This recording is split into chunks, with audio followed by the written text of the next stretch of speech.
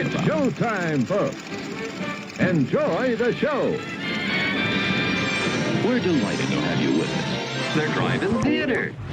You'll find something to please you to add to your evening's enjoyment. Is pleased to bring you our feature presentation.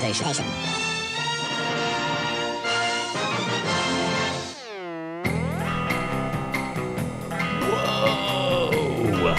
What's up, dudes? How's it going? How's it going out there in podcast, YouTube, Facebook Live, Stitcher, Spotify, app phone on your drive to work land? Is everybody having a great time? Everyone having a laborious day? Is everyone just 3-day weekending it up? Is everybody over there like worshiping the Disney gods? Is anyone even there? Is it just me? Grip, are you here? Yeah, okay. I'm here. Okay, he's here. Well, it's the time for the Drive-In Speakerbox. Thanks for tuning in. It is Monday night. It is 8 o'clock. We are broadcasting live from the Faux Lab, Speaker Lab studio. We've got a show for you tonight. We both saw some movies over this weekend. It's a long holiday weekend, so some big numbers at the box office this weekend, and but not a whole lot of releases. Not a whole heck of a lot of releases coming out this week. So we're gonna be. All right, we got listeners already tuning in on the toilet. Shout outs to Chandler, just dropping deuce with the two of us. Wherever you want to listen, man. That's part of it. Yeah, just making sure everything comes out all right. But anyway, so we've got some movies to talk to you about this week. I went and saw a movie. Did you go see a movie? I did.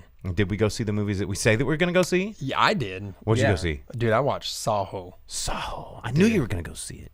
I knew you were going to. You're like, I'm just so busy, don't have any time. Going to go see a 3.5-hour movie. Dude. It's only 3 hours. It was only 3 hours. hours. It's not 3.5 hours. Was there any previews? Yeah. Oh man, they cut them short.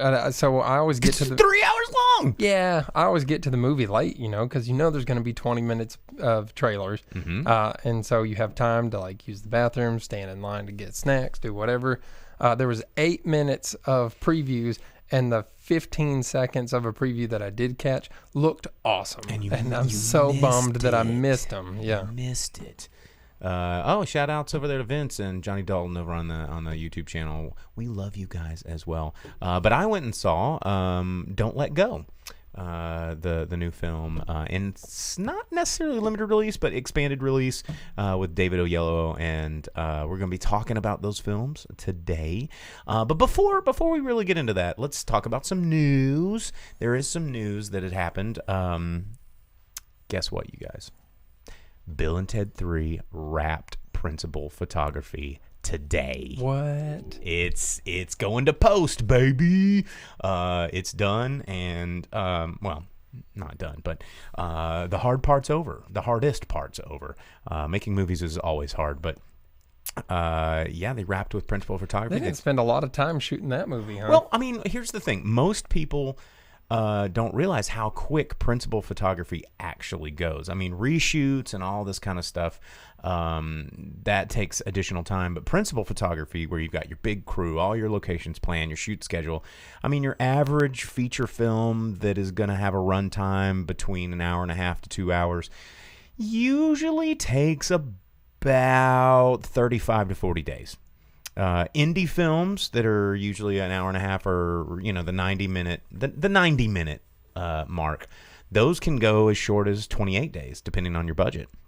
So you really think about it. Once you start rolling cameras, every day that goes by is production money, and so that stuff gets really, really expensive really, really fast. So 40-day shoot's actually a pretty long shoot, but then post takes forever. So something, say like one of the Disney properties that's just all CG and all special effects and all that can drag on and on and on as they continue to meticulously pick it apart and add hair follicles and different cars and scrub out Starbucks cups and all that stuff because they were sloppy on the front end. Yeah, but those movies, they set aside 3, 4, 5 months for their principal photography too, but a lot of it's Because they shoot at so many different so locations. many different locations Yeah. because dramas and comedies tend to take a lot less time because there's so few locations. But when you're just like, meanwhile in Afghanistan, this cell of expert fighters is on a chopper from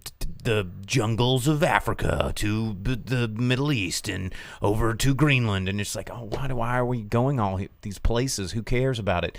And it's because money, and it looks cool on camera, and that adds. It adds because you can't have, a lot of those places have A units, B units, C units, remote units, special units.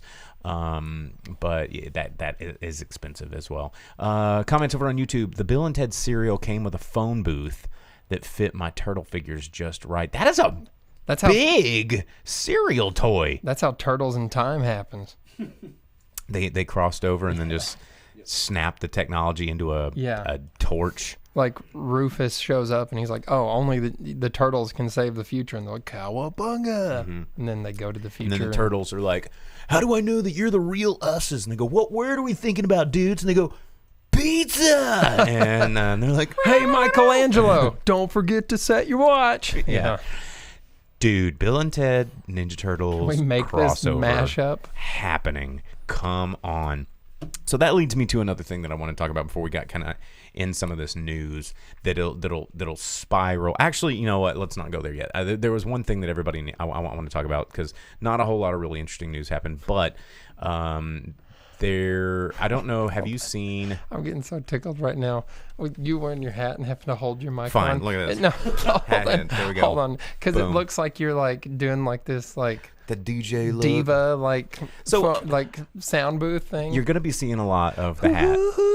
I'm growing my hair out for Halloween, and Sure, but it's just you're holding it like this like the whole time. It's like it's like, hard out here for curly-headed dudes, man. Yeah, but it's like your girl likes to party all the time. You know what I'm saying? Like, yeah. To party all the time. Speaking of partying all the time, and Eddie Murphy, he's going to be returning to SNL. I think we talked about that maybe last week. But Isa Lopez, have you seen the trailers to Tigers Are Not Afraid? It's a Shudder exclusive that is... No, I haven't. Everybody is losing their mind about how good this movie is. And in an interview this week, they revealed that she's working with Guillermo del Toro to work on a werewolf western. What? I am super. I know that werewolves frighten you. The grip. Is it like Werewolf Cop, but with cowboys instead? It could be. It could be. I'm about it. But if you've not seen the trailer to Tigers Are Not Afraid, it's a Spanish language film from director Isa Lopez, and it looks really, really good. As I good don't have as Shudder, but I'm about to because September's here, and I want to see Creepshow. And but this. What were you about to say? Oh, I was going to say Teen Wolf because that's the best werewolf anything ever. It's up there.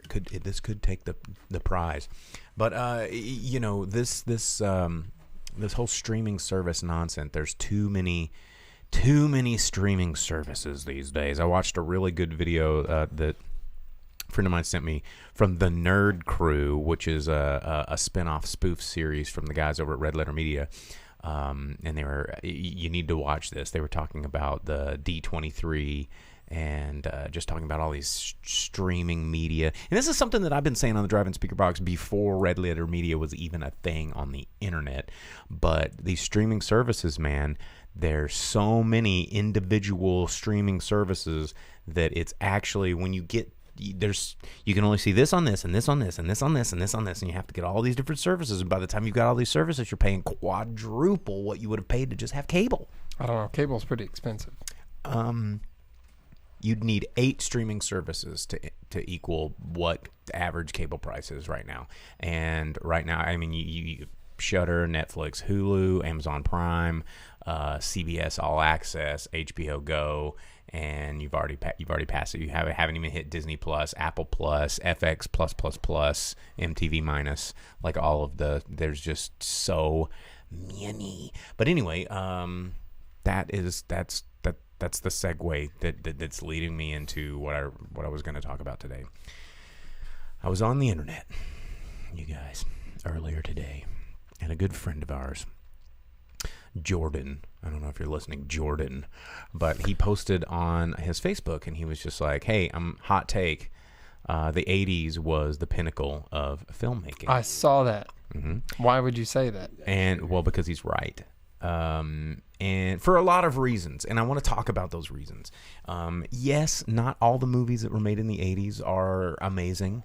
I agree that some of those movies don't hold up to today's standards. However, it is such a pioneering time for movies that the lasting important impression that decade of filmmaking has made on filmmaking as a whole was just as influential, if not more influential, in my opinion, than the quote-unquote golden age of Hollywood back in the 50s and 50s, well, I guess crossing into the 60s. You've got to look. You've got to look over here. What's that look?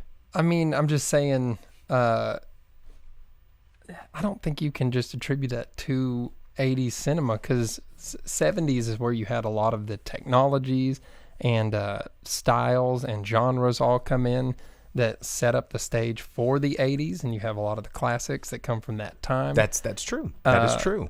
And genres, and are we talking strictly American cinema?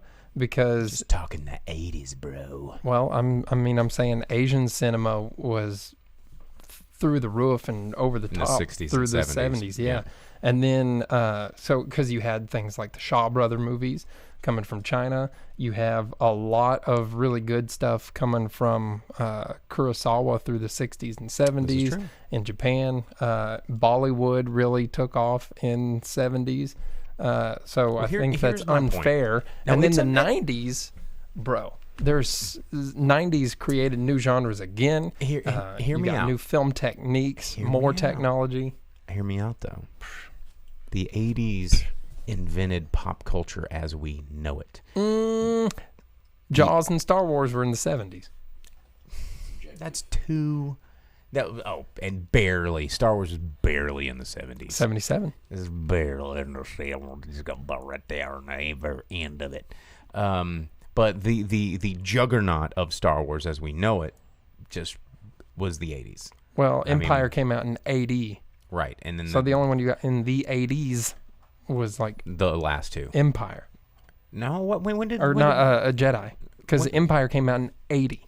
Yeah, that's still 80s. Yeah, but and I'm the saying, merchandise, but movies had longer runs and a lot more influence. So it wasn't like 4 weekends and it disappears forever. Like this was a cultural zeitgeist shift that came in that is influencing films today. And so as Vince says, nostalgia does not mean quality. That is true. I do agree with that. But what the 80s did in terms of pop culture engineering was they were unabashedly afraid to throw anything and everything out there just to see what would stick. And you had the VHS movement, which made home video. There was no such thing. And so you got a lot of these movies that were coming to your homes that became cult classics that continued to influence movies. I mean, look at these people that was on this thread was like going, well, what about this and what about that? And it's like all these things that you were talking about were inspired or on the backs of things that were pioneered in the 80s.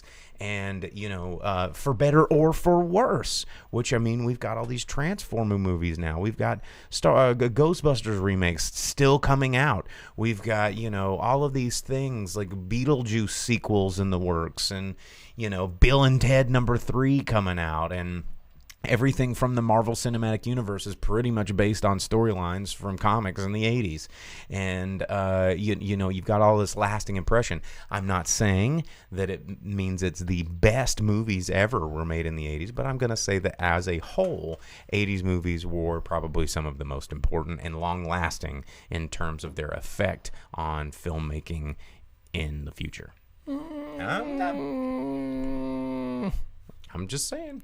I mean, but you had Sergio Leone and Akira Kurosawa and all those people. Yeah, but his people are not... People like us are still talking about that. Yeah, every movie that came out in the 80s was remakes and just retranslations. That's my point, is it had the most lasting impression. You're preaching to the choir. I can cite movies from the 50s and 60s that I think are License to Drive isn't going to stick with me as long as something like Yojimbo. I mean, Fast and the Furious is basically just a License to Drive ripoff.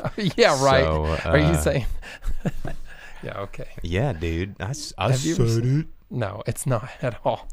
But the thing was that decade in filmmaking, I think, has left a bigger impression on pop culture, and pop culture is now what drives movies from the 90s to the aughts to now, whatever we're in now. What is the teens? What do we even call what is today called? 20 teens. And then what? I mean, we're about to hit the 2020s. Are they going to be called the 20s? Yeah. Are we going back to the roaring 20s? Like, put on a flapper dress and I'll tell you. It's going to be weird. I don't know. We're in new territory, you guys.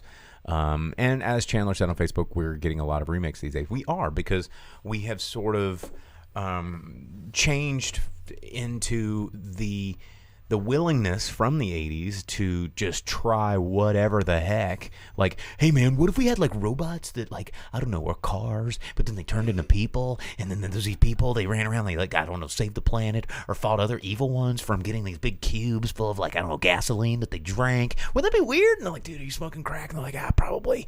And let's do it. Let's make a cartoon. Want to do a toy? Fuck it.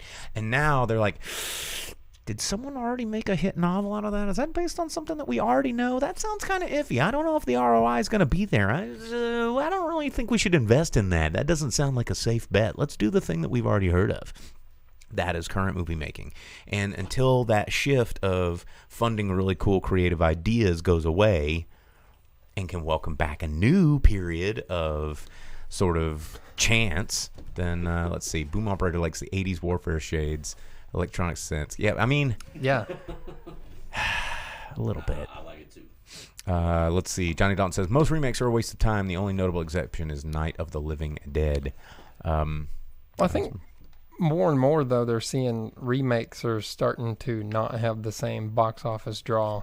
This is true. You know, so when people were putting out money for things like the Charlie's Angels movie and dumb stuff like that, you're not seeing that same... return with things like Ghostbusters and here's the thing that is the scary part, which was leading into the main conversation that I wanted to have in the first part of the show tonight. Was I read a really great article about Disney kind of weaponizing fans. And that's still going on real strong. It is, and so where this property fandom is no longer fandom anymore. It has become tribalism, and I spit my gum out before I spit it on the microphone. It has become tribalism, and it's this sort of. And we started to see this really hard around the Black Panther time that came out, where people were discovering, like, you know what. We can make these things, and we can make people not see movies because they want to see movies, but to see movies because we make it an event. Like, you have to. I was talking to a friend of mine earlier. I was like, I really regretted not seeing the Lion King movie in theaters. Like, why? And they go, well, I saw the original Lion King like 100 times. And I was like, yeah, so you don't need to see the new one. No, but no, I have to. No, you don't have to. You don't. And that's what Disney wants you to think. They want you to think that you have to see these movies or you're missing out on some sort of tribalistic, it's the church. It's the House of Mouse. Yeah. I mean, Johnny said he's watching Beauty and the Beast live action right now.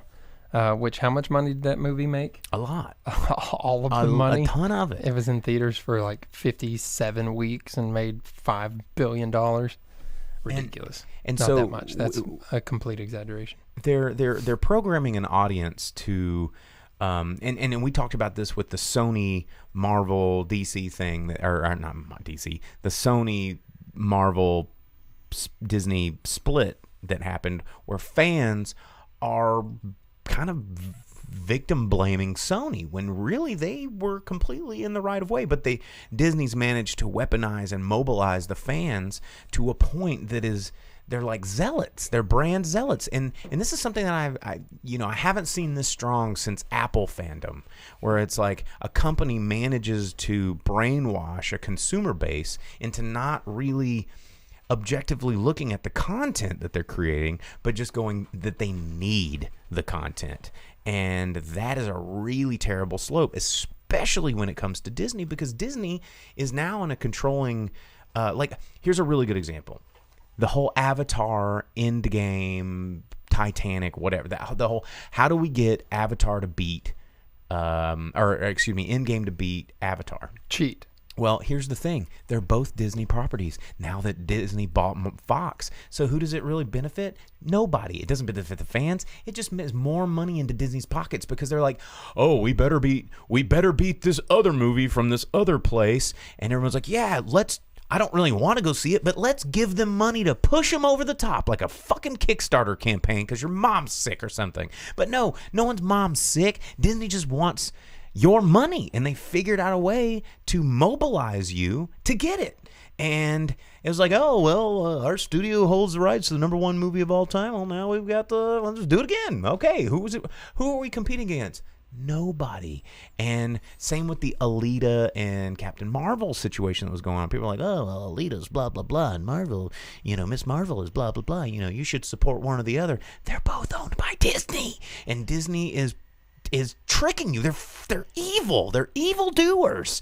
And just like Vince says on YouTube, like Ticketmaster owning StubHub, or PayPal owning Venmo. They're going to get your money either way. They're going, well, PayPal's the stinky old dad's way of transferring money. Go to Venmo because it's what the hip kids like. It's the same company. They're just trying to figure out how to take your monies. And now they have made you drink enough of this Disney Kool-Aid to where being a Disney fan, much like when we were in this flag waving, go and topple Iraq war situations. Like if you question the authority of the flag, then you're a flag hater, and we can't have any of that. And so Disney's turning that weird hive mind mentality against us and taking your money. It's okay to not like something that Disney makes because most of it's shit. Let's be real. But well, it's like what do you got to say? Yeah. I've pointed out on the show before. I think it's a lot of people's first brush with fandom because a large majority of your Marvel fans are people that have never picked up a comic book before watching the movies. Mm-hmm. So it's their first brush with any kind of real fandom. And they're like, well, this is mine. This belongs to me. This is my fandom. And they don't know how to handle having an interest like that and what it means to do, be into something. So I think they're overly possessive of it because they haven't been part of a fan culture until the way that it is now, where it's more accessible and easier to argue with other humans, fans and things like that than it was previously for any other fandom. So all of us that grew up in stuff like that and weren't some kind of cool kid that got away with it back when being a fan of something wasn't looked favorably upon, i.e. anime, Star Trek, etc. But now that it's okay to be a fan, you have a lot of people that are experiencing their first brush with that, and they're very possessive. And some people are not ready for it. Yeah, some people just can't. Like, there's something about fandom of Star Wars and Star Trek fans have always had a back and forth. Like and DC and Marvel fans have always had a back and forth. Yeah, that's the classic. But everyone always likes both of them. Exactly. Yeah. Yes. And they're like, oh, I pick this one because it's better. It's like, but they're not the same. So how can you? Now it's getting really weird because like Vince says, it's social media age where everyone feels like their voice matters, but it's also really easy to create an echo chamber for yourself and your voice. And so, now it's just like, well, I prefer Star Wars and you prefer Star Trek. So let's, we can josh a little bit, but they're both actually pretty good. But now it's like, if you don't like Marvel, then go to hell, you burning heathen. And you're like, wait, no, Captain Marvel sucked. And they're like, you are an evil woman-hating evil person because you didn't like Disney's Captain Marvel. And it's like, well, actually, if you want to break it, no, we don't want to break it down. We just want to love it. And you're like, God, geez, get the frick away from me. And it's bad. It's bad, you guys. It's healthy to not I mean, question things. I mean, it's healthy to question things. It's unhealthy to not just, think. Like, just, And the moment that movies became content, I think is a bad milestone. Movies should be narrative escapism, not just content to get you through your Labor Day because you don't have anywhere else to go. And then that goes in the whole conversation I had about when I think we talked about it on a previous episode about binge, because we were very different opinions here, binge watching versus episodic release. And as Chandler just said on Facebook, even anime has become more mainstream because that's unacceptable though. That's not okay. Because being a weeb is cool. No, now. Being a weeb is never cool. Don't be weebs. Don't ever be weebs. It's cool now. As someone who is a Japanologist who went to school for that. Yeah, dude. Is that what we? Is that? I mean, that's a word. Is that the word? Yeah. I mean, I went to school and I studied. I did it too. Yeah, but that's what my degrees are in. Don't be a weeb. Nobody likes weebs. Does that make you like a Professor Weeb? No. Dr. Weeb? No, not a weeb at all, man. Can I call you Dr. Weeb? Calling Dr. Weeb. No, the weebs. The weebs never got through like level 1 or 2. We got the anime Japanese. you're thinking of. No. Dr. Weeb. That's bad. Hey, speaking of Kiss, gonna go see Kiss in Little Rock on Thursday. I wish you were coming with me, man. Well, I mean, I wish I had money and time, but don't. Oh, it's gonna be so good. It's gonna be so good. And anyway, so and then that also I was reading a cool article that leads me to this. They were saying, why are so many comedies failing this at the box office this year? And it goes back into that Disney muscling people out. Like the fact that they re-released Avengers Endgame and re-released Spider-Man just to soak money in. They re-released Spider-Man Homecoming because they still had controlling rights over this with Sony. So they're like, all right, theaters, I know you have some limited smaller release options that you could show, but remember those contracts we made? If you're going to carry a Disney property, then you need to pull that nutsack out so we can step on it with our long heel of Minnie Mouse. And yeah, I mean, it's a thing. And they're like, well, I guess we got to do what Disney says.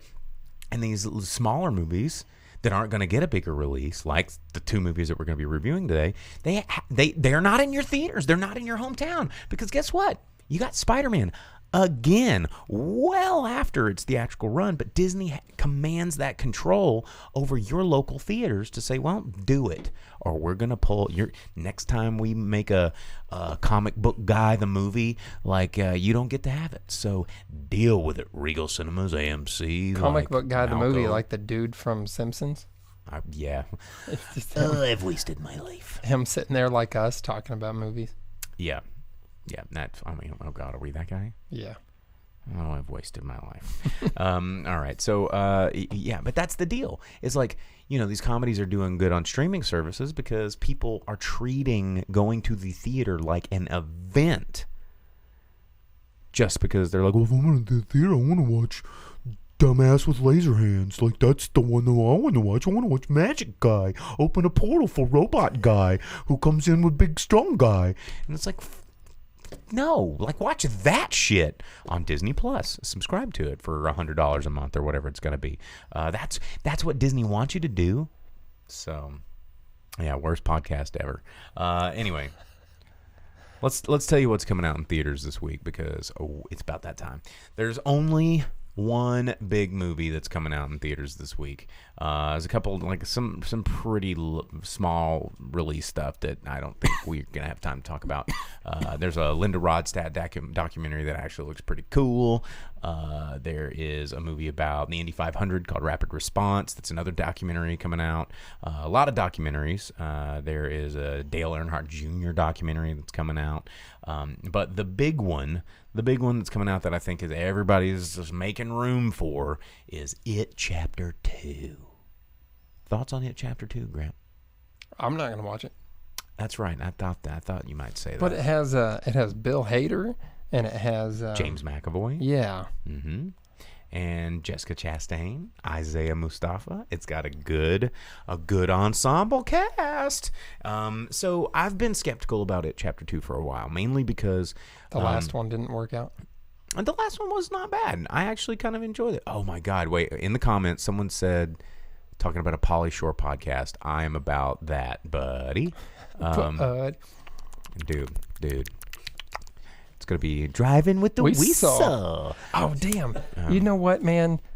This weekend we have the Little Rock Comic-Con is coming. Dude, up. is Pauly Shore gonna be there? No, but Sean Astin God. is. And did you know that Wizard World Tulsa is happening this weekend as well? A lot of nerd stuff this weekend. Stretched between the two. But Sean Astin is going to be there at the Comic-Con in Little Rock. And you know what?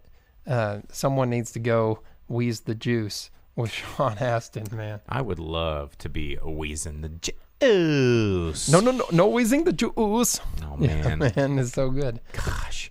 But anyway, so It Chapter 2. So I actually kind of enjoyed the first one, but when they announced the second one, I got a little skeptical because the thing that the It movies have always done is they focus on just the childhood part of the novel, which is terrifying if you've ever read it. But the way that the novel works, it's these parallel storylines that are kind of going back and forth with one another. And so, you know, some of the really, really frightful scenes from the childhood part where they're all a lot more impressionable and easy to scare are balanced out with these grown-ups trying to come back and revisit this town and try and stop it once and for all. But they've separated these two. And I was like, well, how are they going to do that? Because a lot of the scary stuff we've already seen.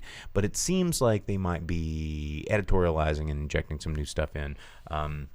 It has been a while since I've read the book. I think I read it in like high school or something, and I couldn't sleep for like a year. But it's I'm curious because this is a really good cast, and I think it could be pretty good. I think it could be pretty good, and I'm refraining from judgment. I'm refraining from just go ahead and poo-pooing it out. But I'm gonna go see it. I'm gonna check it out this weekend. You're not. No, I'll have to find something. Hey, did you know that AMC says that if you go watch Dora the Explorer between like the other day and September 5th, it's buy one, get one free on the tickets. Get one free what? A ticket. To the same movie? Yeah. So you can bring a friend? I guess so. To Dora? Yeah. Is it doing that bad? I don't know. Oh, wow. But that's on the AMC Theaters homepage. Well, cool. Yeah. I mean, you can explore a friend. maybe don't do that without some permissions. Yeah, consent is important. You know what? Especially in a movie theater. Since I said something about Sean Astin, and one of our viewers, Vince, pointed out, Johnny pointed out that Kevin Conroy is going to be in Little Rock also. Yeah. So things coming out this weekend. If you do go to Comic-Con, I don't know what the guest list is like at Wizard World, but Little Rock, you got them all. You got Mick Foley, Ric Flair are both going to be there. If you're a wrestling fan, you got Sean Astin, and the guy who played Data / Short Round is going to be there. Not Data from Star Trek, but Data from The Goonies. George Newbern was going to be there to be the voice of Superman alongside Kevin Conroy, the voice of Batman, but he canceled. So now it's Greg Sipes. Is that his name? Maybe. The voice of Beast Boy from Teen Titans. Who else is going to be there? Kevin Sorbo is going to be there. I've had a friend that's met him before, and I've heard nothing but good things about it, so you will not be disappointed. Yeah, that clap you heard on the podcast for not watching the video was the Hercules Hercules handshake we just did with each other. Who else? There's a couple other like really big names that are going to be there. So, the lady that played Tasha Yar from Star Trek Next Generation is going to be there. These are all those things. Oh, Kel Mitchell's going to be there. You can talk to him about the new iteration of All That. He's a producer on. Michael Bihn's going to be there. Yeah, man. Wow, look at that. Look at that line. Look at that line. Look at that. Would you just look at it? Jason David Frank's going to be there because he's never not at a comic book convention. I'm pretty sure that he has clones. Would you just look at it? Oh, look at that. There's the schedule. Would you just look at it? Ke Huy Quan is the name of the guy that played. So our producer here in the studio, he's going, and I'm gonna have to give him some money to get some autographs for us. Yeah. And that's just, I need you to take. I'm just pull it down right now. Before I forget, I'm gonna knock down the whole Wow. set. I'm gonna Just destroy everything. Yeah, I'm gonna do it. I'm gonna get this key from the Goonies. I want this key right here signed By both of the Goonies? by 2 of the Goonies. Like, that's gonna be dope. I'm gonna send this with you, and Look it up. I'll look it up. we'll need to get. I'm gonna find a silver paint pen, and yeah, we need to get this autographed. See, this is why I can't go this weekend, is because I would want to meet all of these people, and I do not have the money. That's gonna be dope. There's not enough money to be able to meet all of these people. Well, here's a magic wand from Harry Potter that fall. So if you want to dude, just that's cast a spell, That's the Elder Wand, man. Oh, yeah, what's the spell from Fantastic Beasts that puts, like, room back together? that That's puts, what we need right that now. puts money in your checking account so that you can Bancarius Philiupsum, and boom, you get the money in there from Gringotts, just direct deposited in your account. But yes, that's happening this weekend. I'm gonna be seeing Work. That's what I'm going to be seeing, and It Chapter 2. But there you go. But thoughts on Kevin Conroy. Speaking of Kevin Conroy, Oh man, I would really like to meet Kevin Conroy. but do you know what I'm about to bring up? He is going to be guest starring as the Batman in DC's Crisis on Infinite Earths. like a live action? Yes, he's going to be playing older Batman, an old Bruce Wayne. You know, 'cause he is the Batman. Now that he's older, if they do a Batman Beyond. Beyond, he can be old man Bruce Wayne. That's what everybody's really wanting to happen. I want Clint Eastwood to be old man Batman from Batman Beyond. I don't need a Republican Batman. Dude, Is Clint Eastwood libertarian? Yeah, he's libertarian. Oh, that's right. He also is. Bruce Wayne's a billionaire, so I mean, Well, that's true. no, dude, Clint Eastwood would be a perfect Batman Beyond Bruce Wayne. Perfect. I don't know. Michael Keaton would probably be a better. No, you know what? Clint Eastwood would be a really good Dark Knight Returns Batman. Yeah. I'll give you that one. Put Yeah. on some more weight. But now that he's a little older than that, even he would be a great just hang out in the Batcave, tell Terry he's an idiot, old man. Like Frank Miller. Batman Beyond. Frank Miller, Dark Knight Returns. Yeah. Clint Eastwood stacking on some weight, doing. Yeah, I agree. and Superman shows up as the weapon of the government, and Batman's like, "You feel lucky, punk," and then just kryptonite punches him. Yeah, Michael Keaton would also do. I think Michael Keaton would be good. But anyway, all right. Kevin Conroy going to be in Little Rock this weekend. So that's It Chapter 2 coming in theaters this weekend. Burt Ward. That was Robin from Robin. 60s Batman. Yeah, he's going to be in town as well. He's alive, I guess. Directo Deposito. That one's That's a good spell. All right, so here we go. Let's talk about these movies that we saw this weekend. Do you want to go first? Since I've been sitting here talking, I could use a break. Okay. Well, you know what? While we're talking about Batman, you know what I finally did here? It's been out for a few weeks. I watched the DC animated Hush. It's great. It was trash. You were wrong. What? You are so wrong about that. I thought it was pretty decent. Have you ever read the comic book? No, I haven't. Okay, exactly. So that was the thought, is that it is nothing like the comic. It has nothing to do with anything that Jeff Loeb wrote. There are not any iconic images like Jim Lee drew, and the characters are in no way anywhere near how they are in the story.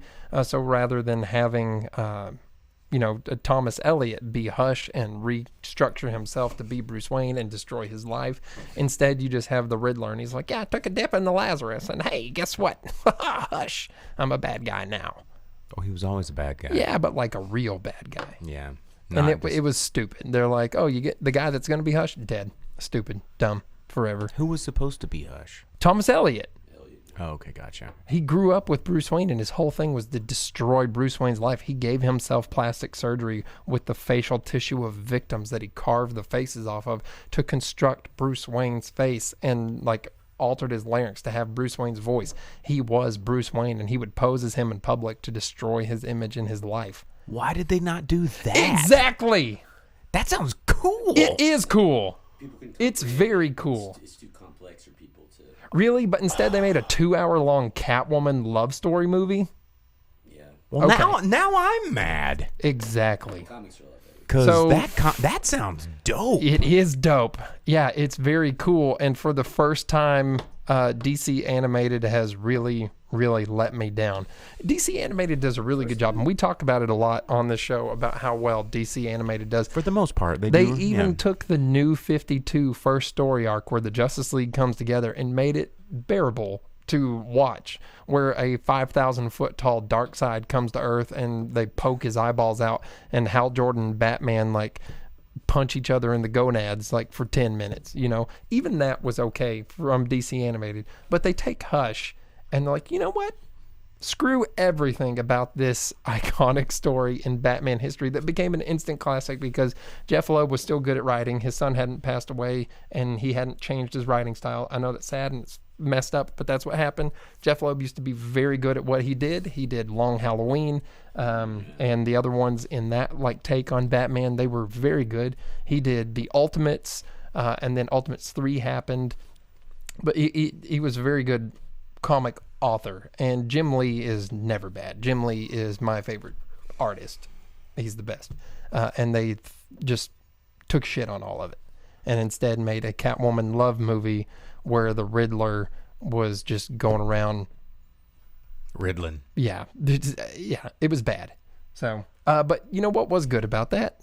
There was a Sergeant Rock short included on the home video version of it, where you have the Creature Commandos and Sergeant Rock together, and Sergeant Rock is voiced by Carl Urban.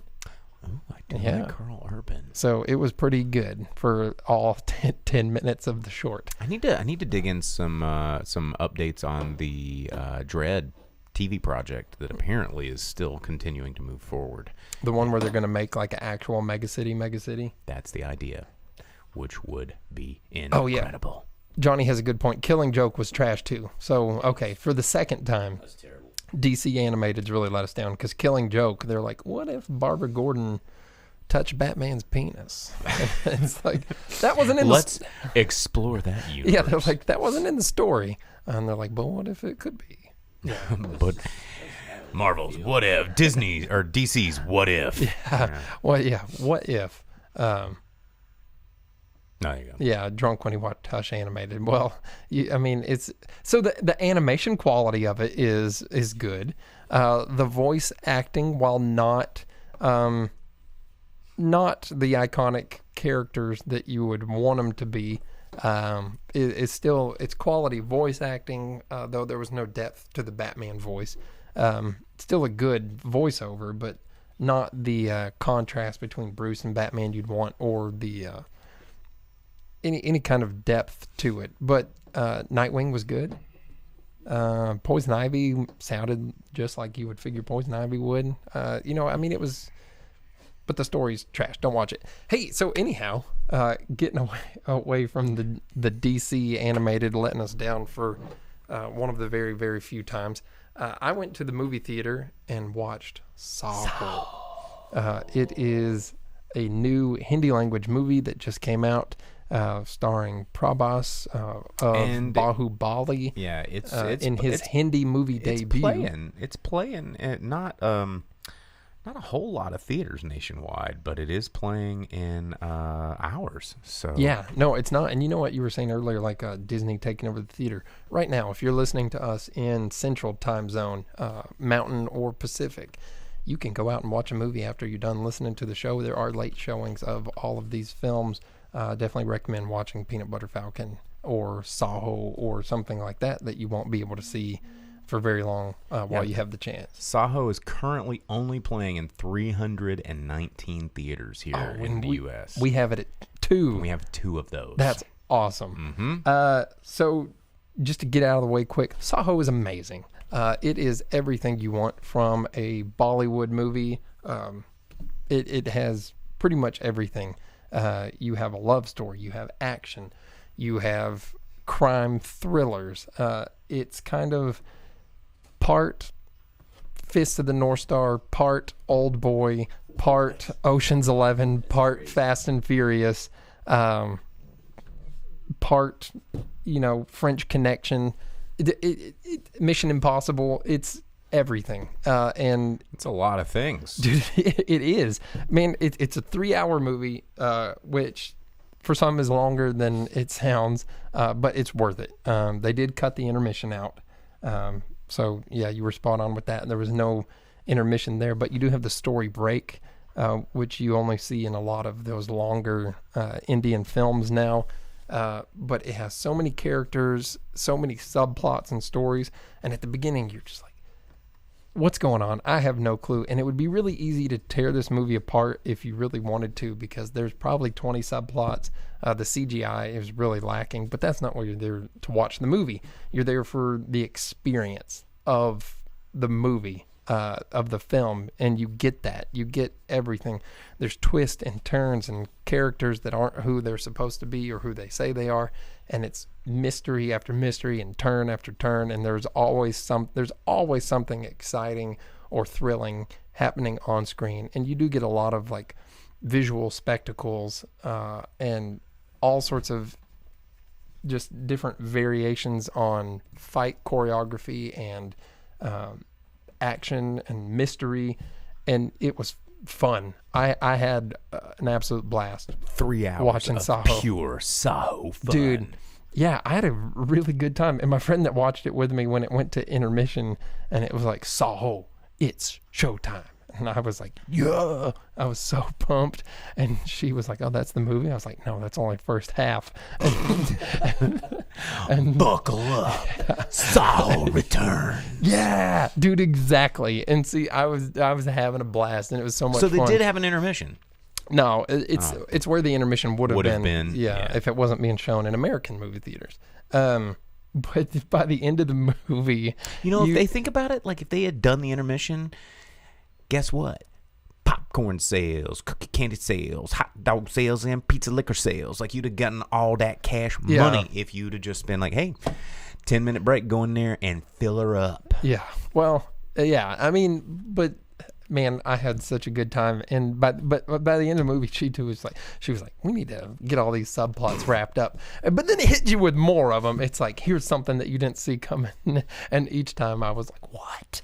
No, because dude, it's an absolute blast. It was a fun time. And when it went into Fist of the North Star mode, I was like, can this movie get That's not a mode any you can better? often go into. No, but it does it so well. Yeah, man, they're in the desert. The filter on the film changes, and it's just like epic.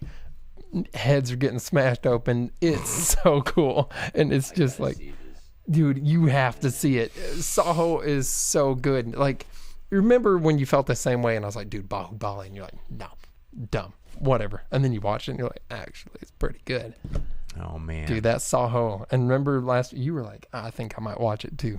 I know. I just can't find 3 hours to go to the theater. I went to the 6:45 so that I still got out pretty early. Like I said, it only has like 8 minutes of trailer, so you don't have like. I mean, if there was one tonight, I could maybe go. Yeah, there's a 9:45.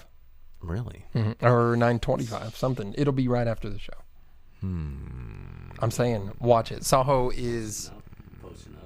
It's what you want when you go to the movies. It's an experience. It's not like you're like, I'm here because Disney put out Lion King and I have to be here for it. Forced my arm. arm. Or like, oh, the Avengers concludes everything that I've been. No, Saaho is. Ant-Man will return. Yeah, and the thing about it is, it feels like it's 3 hours, but it feels like you get a trilogy, like at one, like you get a complete story, and that I mean, I like good feeling. It was a good time. There was not a point in the movie where I wasn't grinning really big or having a good time. It was great too. We were, for a long time, the only two people in the theater. 2 other people walked in. They sat up front, but no one was behind us. So we were doing like dances with them on screen. It's fun, man. You have to go. You have got I to kind of want to go it. just watch you do dances. I kind of want to go see the trailers that I missed out on.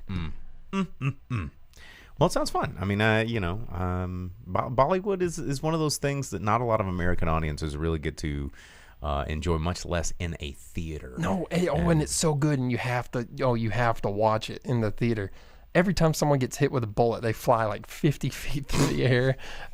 Dude, there's not one movie element that it's missing.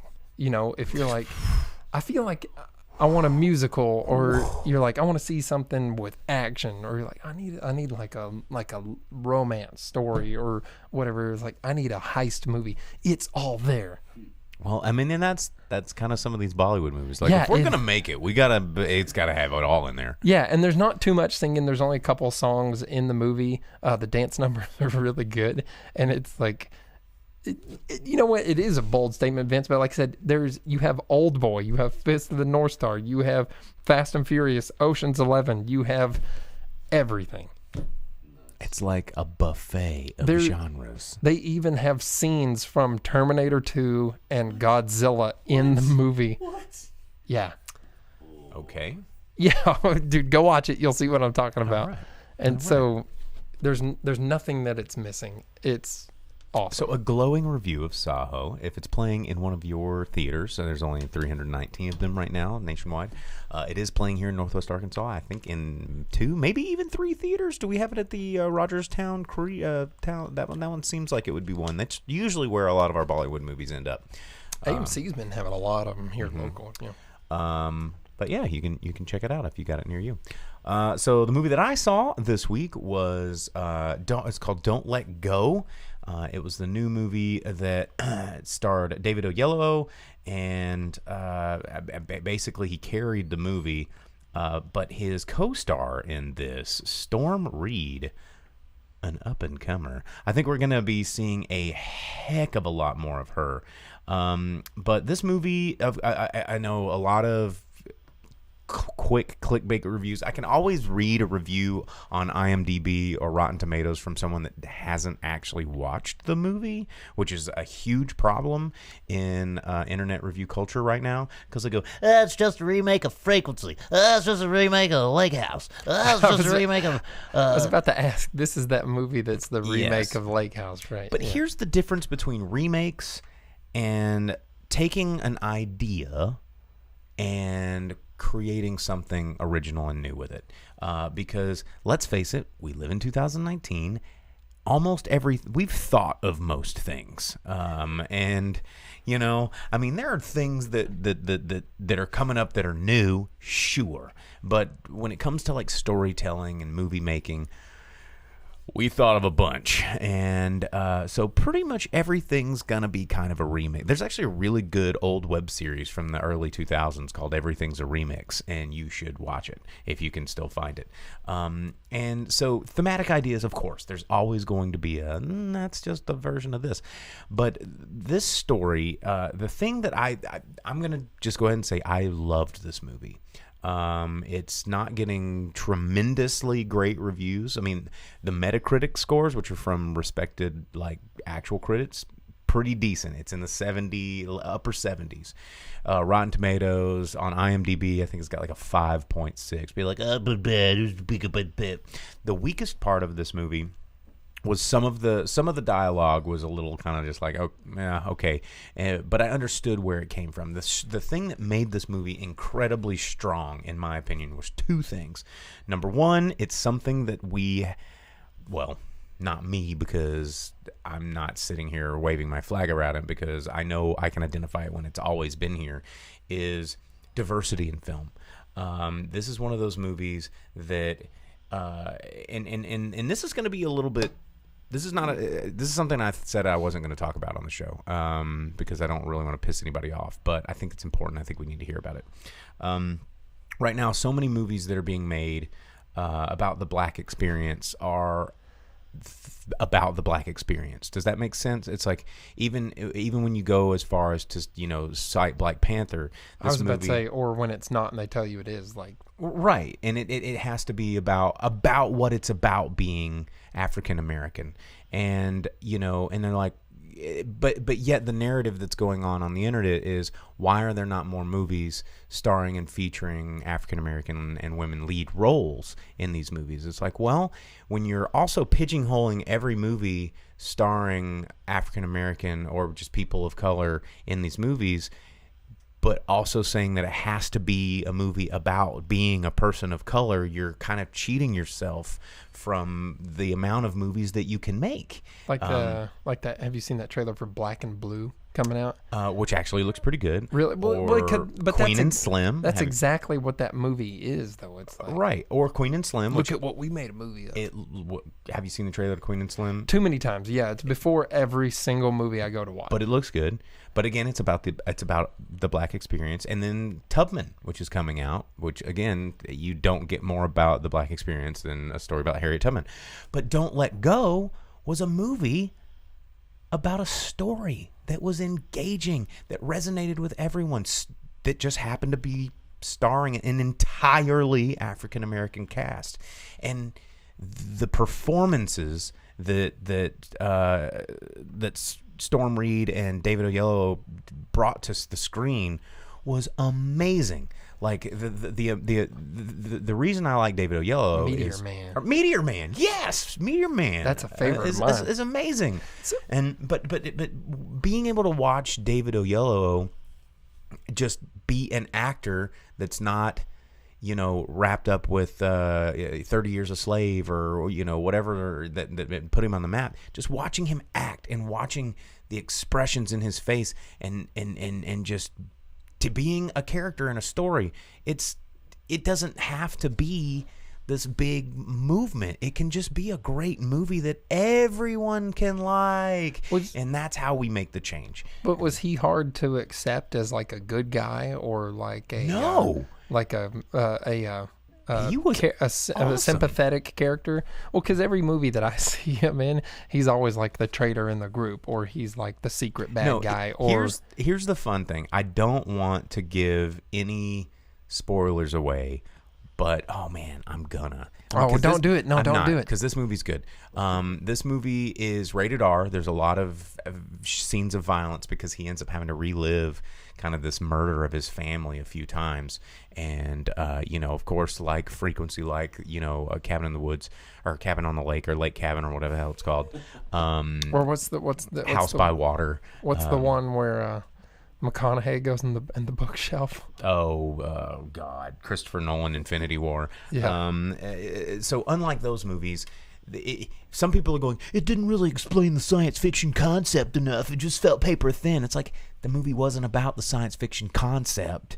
The movie was about the connection between this guy and his niece that was brutally murdered, and this chance that he has to try and make it right through this inexplicable sort of miracle that happens.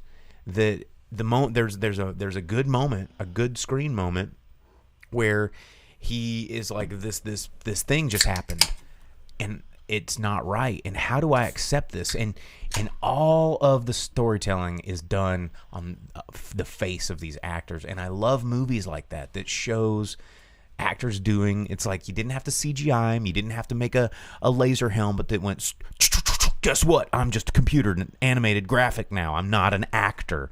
And it was powerful, and this movie shows that story between these characters that you, by the end of the movie, you actually believe every emotion that's coming out of this story, and you're invested, and you're like, oh geez. And then there's it's a great whodunit. It's a good mystery thriller with a little weird science fiction that just sets off the story, and I thought it was really, really good.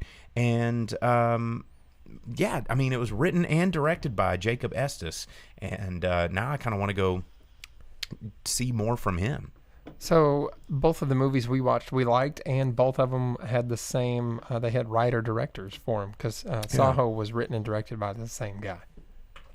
Oh yeah, so that's pretty cool. So I mean, I liked it a lot more than I thought it would, considering it was an older idea, and but I think that just the cast was sharp, and it just made a lot of sense and just felt right, and you felt the tragedy, and you cared about everybody that was on screen, and so that the twist at the end actually hit a little bit. Like, I was still trying to figure it out by the end, and I mean, I figured it out, but at the beginning I was like, well, damn, they almost got me. And yeah, it was who was Dr. Octopus in the Spider-Man movies? I'm drawing a blank on his name. Octavius? No, he's an actor. The guy that played Doc Ock in Yes. Spider-Man 2? Yes. Oh, I can't think Alfred of Molina. That's it. Boom, there it is. He even made a cameo role, and it was actually pretty fun to see him on screen. And of course, Molina tuning in on Facebook going, it was Alfred Molina.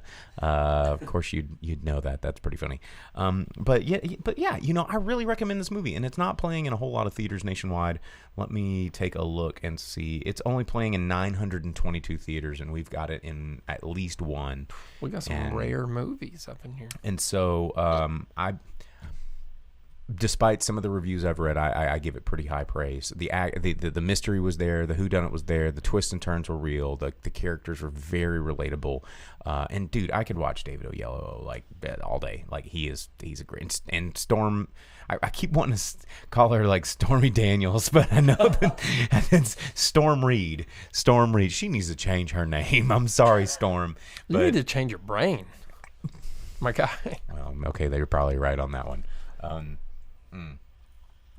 Anyway, I recommend it. I think it's a and seeing these movies when they're in theaters is a great way to show these theaters that all we want to see. We want to see more than just this Disney vehicle that just comes in and steamrolls everything that anyone could possibly even fathom to do for you, the audience. And It's and like Ready or Not, which we reviewed or I reviewed on the last week's episode, had to take a hard plummet because Lion King is still there, and whatever, dude. There we go. All right, so there we go. I think that's time. We need to tell you what made that money, because the two movies that we reviewed that came out last weekend aren't even in the top 10. Where are they, though? Where do our movies fall? Don't Let Go would be in the number 14 spot, and Saaho did not even really register on the top list. So I'm going to have to do some other... Yeah, I don't know where it is. But... because it's made... I think Saaho has made about $2 million domestically, so that would put it up in the top 20. Yeah, maybe since it's only in 300 theaters and international release, I don't know. It could. I think it's because it's an international release. I think that has a lot to do with it, because it's not a U.S. release that is getting shown overseas. It's a international release that's getting a weird release here. But I'm gonna do more research on it. But anyway, we're gonna go through the box office roundup through the. Do we want to do a Labor Day weekend total, or we want to just do August 30th through September 1st? What do you think? We want to go through this first, or we want to go through the second? Well, I don't know. Today's not over yet, so. It is not over yet. Like I said, you still have time to go catch a movie after you watch this. So if you wanted to watch something like Saaho or Peanut Butter Falcon or Don't Let Go or any of these other small releases that won't be here for long. Especially since it is coming out this weekend. So I'm pretty sure these are going to take a back seat if they need those screens, because Lion King is probably going to... Well, I think this might be the last weekend for Lion King's going to be in there another weekend. Spider-Man Far From Home got that stupid re-release, so it's been up there for 9 weekends now. Lion King is pushing 7. But this is the kind of bullshit that Disney's doing. Other movies, it's like 3 weeks, got to get it out of here because Disney, we just got to get them out. 3 weeks is stale news. And fucking bullshit. That's real. All right, number 10 movie in America, Once Upon a Time in Hollywood, from Sony. Evil, stupid Sony not letting Disney play with Spider-Man. They'll ban their movies, boycott their stuff. That's what's happening on the internet, you guys. And it's insane. Don't ban Sony. Just don't let them do it. Here we go. $4.1 million in its 6 weekend release. $90 million budget has brought it in $129 million domestically. Number 9, The Angry Birds Movie 2 from Sony, bringing in $4.2 million in its 3rd weekend release. $65 million budget has brought it in $35 million at the box office. Number 8, Spider-Man Far From Home from Sony, bringing in another $4.3 million for no particular reason whatsoever. Opening up again in another 2,000 theaters because... we can make you. Because Disney is not willing to let go of that one because they still have rights on it.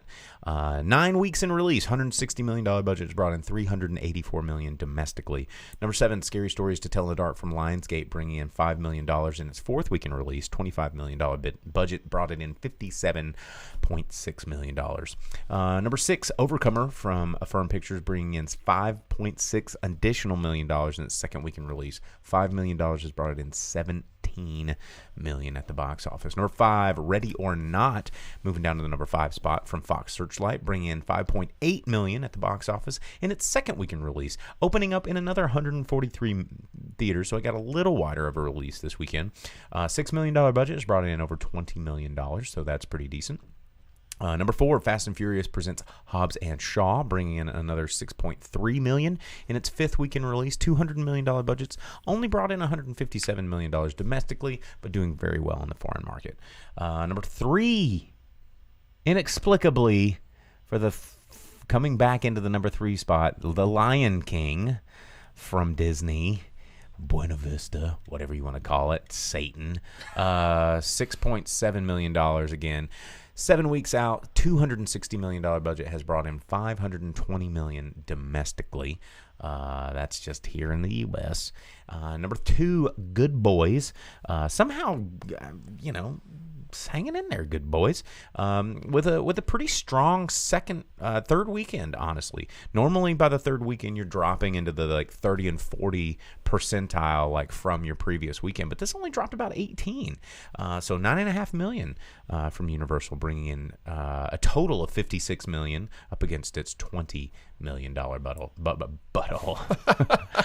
It's $20 million butthole. Yeah. Well, I mean, they did have to CG all these animals, and that's one of all these animals. Pumbaa's big characteristics, huh? Big old CG booty hole. And then the number 1 movie in America, Angel Has Fallen from Lionsgate, bringing in $11.8 million in its 2nd week in release. How did Dude, it's good.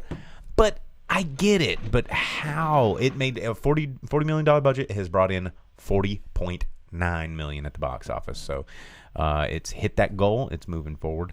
Question coming in on YouTube. I'm guessing this is directly to you, Crip. Which is better, Hobbs and Shaw or Saaho? Okay. So as we all know, I wasn't a big fan of Hobbs and Shaw. Did you watch it? Of course I did. We argued about it for 40 minutes on that episode, which is 3 episodes ago. You can download our podcast at any of your favorite podcast aggregators, or you can watch the live feed of us arguing with each other on our Facebook Live or YouTube Live. Man, there's a lot of similarities there, but Hobbs and Shaw is Fast and Furious Presents, so it's something that's coming off of these stories that you've experienced for 8 movies in Fast and Furious, with a couple of the side characters from those expanding into their stories and backgrounds and giving them their own kind of action. What is it? What's the movie, man? Friggin' Stallone. Which one? Help me out here, man. No. Rambo? Tango and Cash. Tango and Cash? Hobbs and Shaw is very Tango and Cash in every aspect. And there's a lot of comedy there. And it's fun. But Saaho is a full-on experience, man. Ooh. Yeah. An experience. I don't know if I would say that one is better than the other, but both were very enjoyable. But I think if I had to watch one again, right now, today, I'd watch Saaho again. There we go. But Take that, Hobbs and Shaw. You're garbage. No. Your doo-doo butt filth stank on the bottom of the grip shoe. No. He hates it. Take these cars down. Did not say that. Take these cars down. No, didn't say that. It's trash. No. All right. Hobbs and Shaw is fun. It's a fun ride. You know what I'm saying? But So we got a new question coming in at you from YouTube. Hobbs and Shaw or Demolition Man? Is that what the Demolition Man question is? I mean, Demolition Man's better than almost everything. Have you ever seen Demolition I Man? haven't. It's pretty awesome. I want the Demolition Man pinball machine. Pretty. Nothing Okay. is better than Smokey and the Bandit. Like, let's get real. Like, there's not a single film that's ever been produced better than Smokey and the Bandit. These are the opinions of the grip, not as a drive-in speaker box program. As a Whatever, whole. dude. Have you ever seen Smokey and the Bandit? Yes. Okay, that's all I'm saying.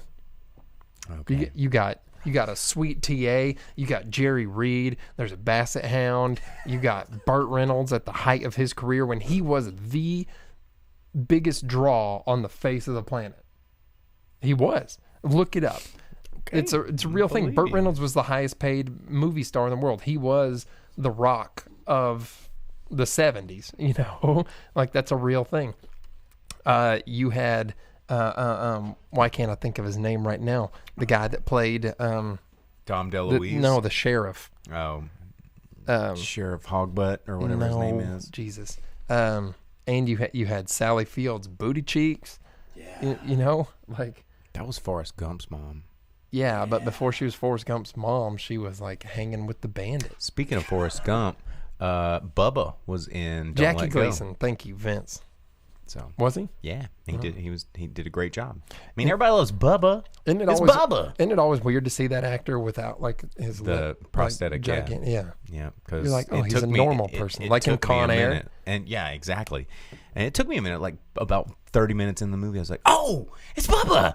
And like I actually said it out loud, and thankfully there was only like 3 other people in the theater, and they're What like, was yeah, his- no shit, dummy. What was his character's name in Con Air? Why doesn't he ever get remembered for that? I don't know. For the diabetic buddy of Nicolas Cage. I need to revisit Con Air. Like I feel like that movie is going to be Don't. so just so the meme of Nicolas Cage getting off the plane and his head goes into the universe. And you have Cole Meany being a real meanie. And then you get who else is in that movie? It's John Malkovich is in there. Yeah, and and you then have you've got Dave Chappelle. Isn't he yeah. in there? Mhm. Yeah, dude. Actually, I think I need to revisit Con Air. Like now that I'm thinking about it, we just need to go there. Okay, Vince. So I don't know how you've never seen Smokey and the Bandit. That's just blowing my mind right now. But I can't remember everyone's name all the time, man. Well, and okay, for those of you listening at home, you know, we don't have a big database of like instant into our brain. We don't have notes. We have beers in our hand and toys behind us. Like, you know, we just sit here and talk about movies with you because we've been doing it a long time and we're good at it. Not like your stupid other film podcasts that they edit and they rehearse and they take notes and then they edit again and then they have writers and then jokes.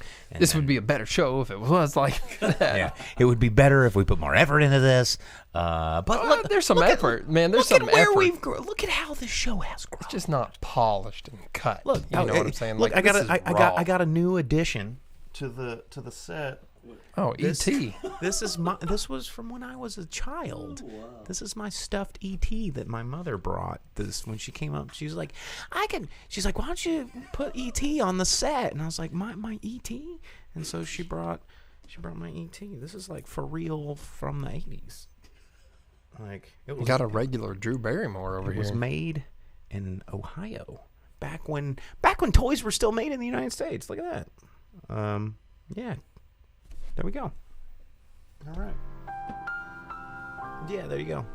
My childhood. All right, so that's it. We're gonna get out of here and maybe go watch Saaho again. Yeah. So yeah. Thanks for tuning in, guys. Don't forget to like and subscribe. Share this stuff around. I'm gonna be going to Johnny's listening to some good podcasts. Us and Jim Cornette. He puts us on the same level as Jim Cornette. boom. I'm about it. But I'm gonna be in Little Rock on Thursday, checking out Kiss, and we'll be back on Monday for another episode here of the Drive-In Speakerbox. We hope you had a great Labor Day. Check out older episodes, go see some movies, and we will see you next week. See ya. Later, dudes.